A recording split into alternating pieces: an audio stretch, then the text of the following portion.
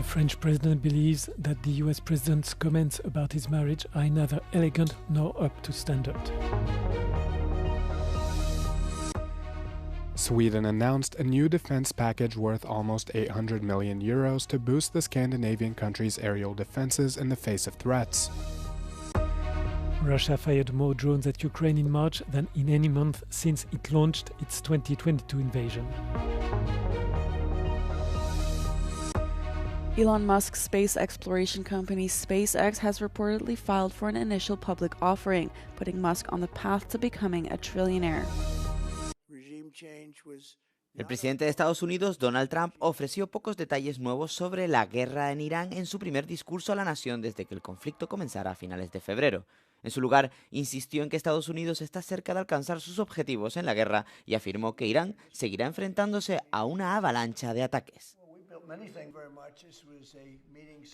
I can say tonight that we are on track to complete all of America's military objectives shortly, very shortly.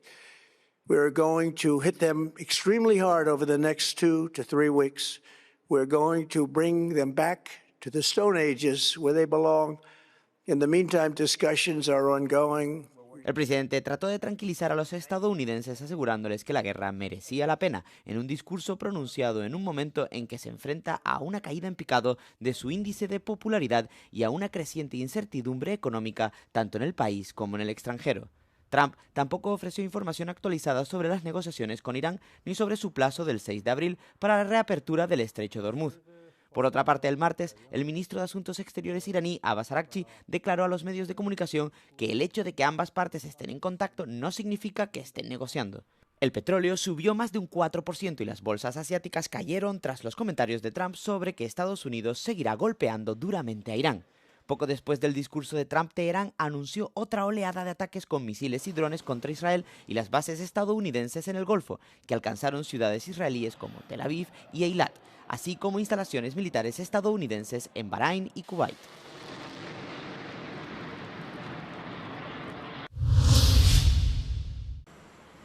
The French President Emmanuel Macron was not amused by Donald Trump's comments about his marriage. During a private lunch on Wednesday, the US President remarked about the French President that his wife treats him extremely badly and that he was still recovering from the right to the jaw. The White House had shared the video before taking it down. The US President was referring to a May 2025 news video that appeared to show Brigitte Macron shoving the French President's face on a trip to Vietnam. Les propos que j'ai pu entendre, auxquels vous faites référence, ne sont ni élégants ni à la hauteur. Voilà. Donc je ne vais pas y répondre, ça ne mérite pas de réponse. Emmanuel Macron said also that US President was undermining NATO by creating daily doubt about his commitment to the North Atlantic Alliance. In a newspaper interview on Wednesday, Trump said that he is considering pulling his country out of NATO, slamming the defense alliance as a paper tiger. Trump has repeatedly railed against Western partners for not responding to his call to assemble a naval force to help reopen the crucial Strait of Hormuz.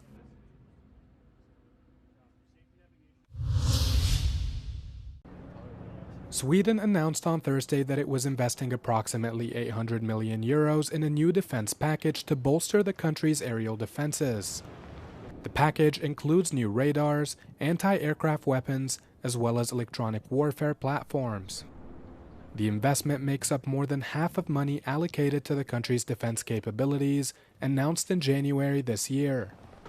Stockholm says it has signed deals with Swedish manufacturer Saab, as well as BAE Systems Bofors, a Swedish subsidiary of the UK's BAE Systems weapons firm. Defense Minister Pal Johnson says the package is important to address threats facing Europe following Russia's invasion of Ukraine in February 2022. Deliveries are slated to begin in 2027, which Johnson noted was, quote, relatively fast given the ever-growing demand for weapons across the continent. Russia fired more drones at Ukraine in March than in any other month since it launched its 2022 invasion. According to daily data published by Ukraine's Air Force, Russia fired at least 6,462 long-range drones into Ukraine last month. This is up nearly 28% over February and the second straight monthly increase. Russia launched 138 missiles in the same period, a decrease of around 52% compared with the previous month, the data showed. Of the missiles and drones, the Ukrainian Air Force said it had downed nearly 90% of them, the highest interception rate since February 2025, according to the data. Russia has ramped up its drone production to an industrial scale over the course of its war. Meanwhile, Ukraine has sought to scale up its air defences in response, deploying cheap interceptor drones to destroy their Russian counterparts. The traditional model of aid and dependency in Europe-Africa relations is giving way to a more strategic and partnership-driven approach. This comes amid the current geopolitical tensions and as the European Union seeks what it calls a, quote, mutual partnership built on defense cooperation, skills development, and expanded energy ties. For African leaders, this creates an opportunity both internally and externally, as former Malawian President Lazarus Chakwera tells Euronews. As you grow, what was fit for purpose yesterday may not be fit for purpose today. And so there is need for constant conversation taking place as to see how best do we proceed for a situation that becomes a win-win situation. There are several levels of this kind of partnership. For example, Europe trades amongst themselves more so, by far more than Africa trades amongst themselves. And we are saying economic integration on the continent should be pushed as much as we have bilateral agreements with nations outside that continent. And so whether you're talking about the free trade on the continent, we need to find ways of facilitating the implementation, faster implementation of such. Last month, EU Foreign Policy Chief Kaja Kallas visited the West African states of Nigeria and Ghana, where she signed the first ever EU-Ghana security and defense partnership on counter-terrorism and maritime security in the Gulf of Guinea.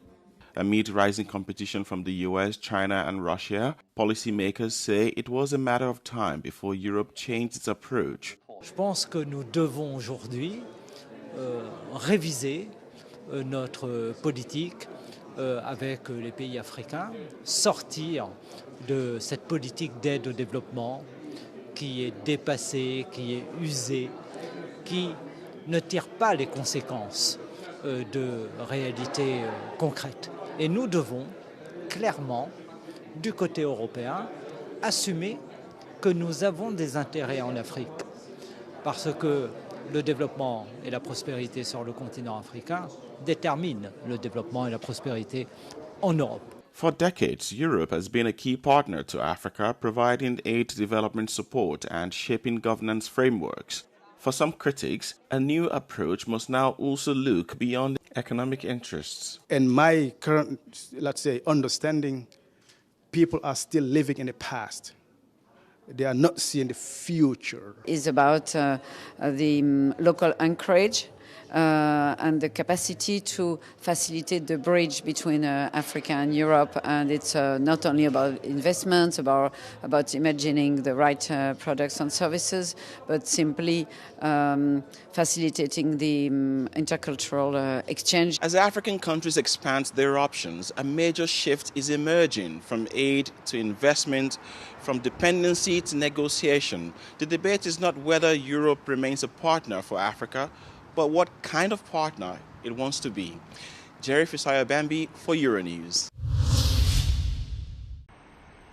The European Commission is laying the technical and legal groundwork to make the first payment to Ukraine under the 90 billion euros loan as soon as Hungary lifts its veto, hoping to shield the country's water-battered budget from painful cuts. The executive unveiled on Wednesday the first of 4 documents that underpin the assistance program, with the other 3 expected in the coming days. So once we have all the relevant elements in place, we can draw on the funds that we have in our liquidity pool and make the first disbursement. So this is really not going to hold up the procedure. The allocation for 2026 will be 45 billion euros. The remaining 45 billion euros will be allocated for 2027, even if disbursements could continue beyond the cut-off date. But for the time being, Hungarian Prime Minister Viktor Orbán is blocking the financial lifeline over an unrelated dispute with Ukraine regarding the Druzhba pipeline. Kiev says the infrastructure is badly damaged and needs to be repaired after a Russian drone attack, while Budapest says it is deliberately shut down to influence the outcome of the elections on April the 12th.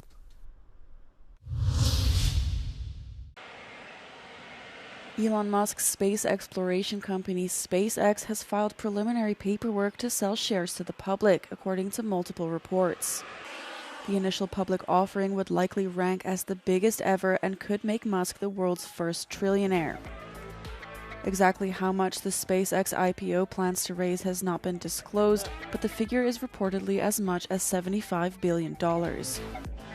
The offering, coming possibly in June, could value all the shares of SpaceX at $1.5 trillion, nearly double what the company was valued in December, when some minority owners sold their stakes, according to research firm PitchBook. That SpaceX was created. Musk owns 42% of SpaceX now, according to PitchBook, though that figure will change with the IPO when new owners are issued shares. He's likely to pierce the $1 trillion mark because he's already close.